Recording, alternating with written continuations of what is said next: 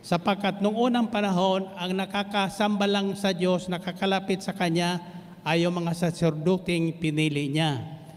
Subalit sa pamagitan ni Kristo, ng pag-alay ng Kanyang sarili, doon sa cross sa Kalbaryo, lahat na makasalanan ay libre nang lumapit sa Diyos. At walang lumalapit sa Diyos na Kanyang tinatanggihan o tinataboy. Lahat na lumalapit sa Diyos, maging yung nasa malayo, nakikinig lang. Pag kayo ay maniwala sa mensaheng ito at ay yung tatandaan, ang mga password na binibigay ko sa inyo, ito ay bunga ng aming pagninilay. Sapagkat araw-araw wala tayong trabaho. So panahon ng pagninilay, huwag nung pagnilayan ang kakulangan, huwag yung pagnilayan ang COVID-19, huwag yung pagnilayan ang bakuna sa COVID-19. Sapagkat may bakuna sa wala, tayong mga may pananalig at iniibig ng Diyos ay ligtas.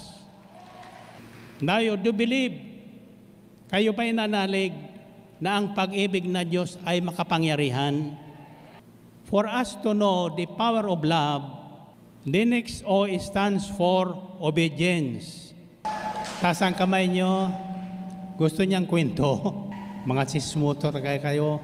Noong unang panahon, wala pang gawain ng El Shaddai. Nang ako'y tawagan ng Panginoon sa pamagitan ng radio broadcast.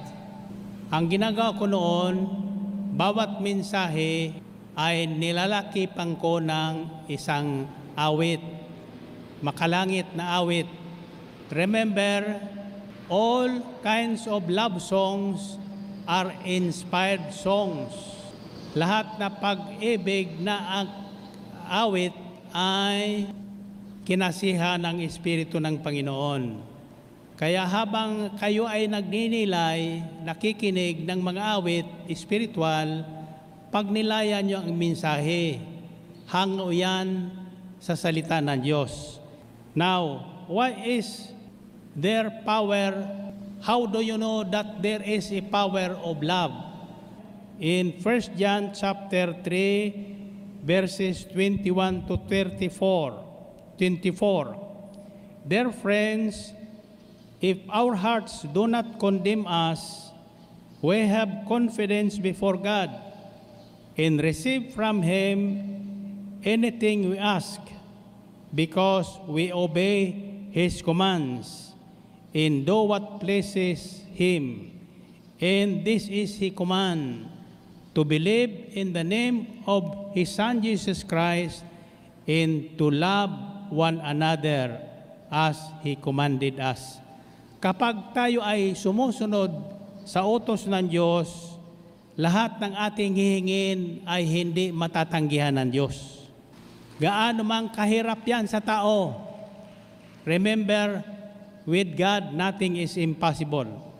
Walang mahirap na bagay sa Panginoon. Kaya ako'y naniniwalang lahat na nakikinig ngayon, humingi na kayo. Tiyak yun. Tatanggapin nyo. Sundin na lang natin ang utos niyang mahalin natin siya ng buong puso, buong isip, buong lakas, buong kaluluwa. Kaya ang pagsamba sa Israel, sa Diyos, ay may sumasayaw, may umiindak, buong katawan.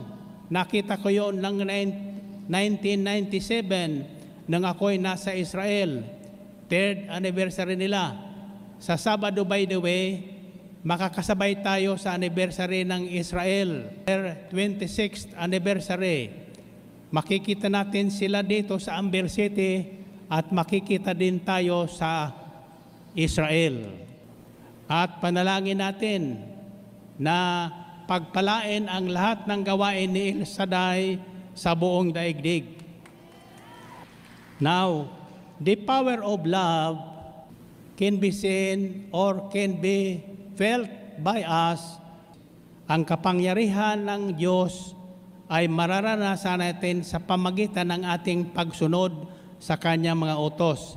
Kaya pag sinabi niyang magpatawad ka na para maranasan mo ang kapangyarihan ng pagpapatawad. Sapagkat pinatawad tayo ng Diyos, kailangan tayo magpatawad din. So the first act of worship, true worship, in proper worship is offering. Ialay natin ang ating sarili bilang buhay na handog sa Diyos. Kalugod-lugod sa Kanya ang lahat ng ating sasabihin at gagawin araw at gabi. Tatandaan nyo, kahit tayo magtago sa madilim, sa pusikit na dilim, kitang-kita tayo ng Panginoon. Walang nalilihim sa Kanya. Ang iniisip nyo ay alam ng Panginoon. Ang palakpak nyo, naririnig ng Panginoon.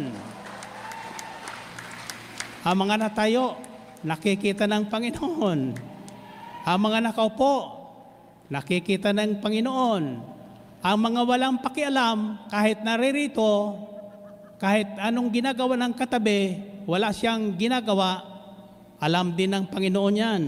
Brother, nakitang-kita ka ng Panginoon. Kanina ka pang nakapangumbaba dyan. Samantalang ang lahat ay nag-iinda ka na, umaawit, sumasayaw. Ikaw naman, lungkot na lungkot dyan sa kayong kinaupuan. Pakinggan mo ito. The third O stands for ownership. Ari tayo ng Panginoon. Ang lahat ng bagay na likha ng Diyos sa balat ng lupa ay pag-ari ng Diyos. Kasama ang ating katawan, kasama ang ating hininga, kasama ang ating buhay. We are His ownership. Saan niyo masusupungan yan? 2 Corinthians chapter 1 verses 1, 21 to 22. It says, "Now it is God who makes both us in you stand firm in Christ. He anointed us, set His seal of ownership on us, and put His Spirit in our hearts as a deposit, guaranteeing what is to come." Tayo ay pag-aari ng Diyos. Silyado na tayo ng Kanyang Espiritu. Seal of ownership on us. Bilang pag-aari ng Panginoon, tatandaan nyo ito, hindi tayo makakalimutan ng Panginoon. Hindi kita malilimutan. Tatandaan nyo lagi, hindi kayo nag-iisa. Kasama natin lagi ang Diyos. Walang taong nagmahal sa Diyos na pinabayaan ng Panginoong Diyos. Sa lahat ng bagay, sa lahat ng ating kailangan. I've got some burst banana, you take the moldy bread, you take the tape recorders, I've got CDs instead, and you keep your bad hangover. I've got some burst banana, you take the moldy bread, you take the tape recorders.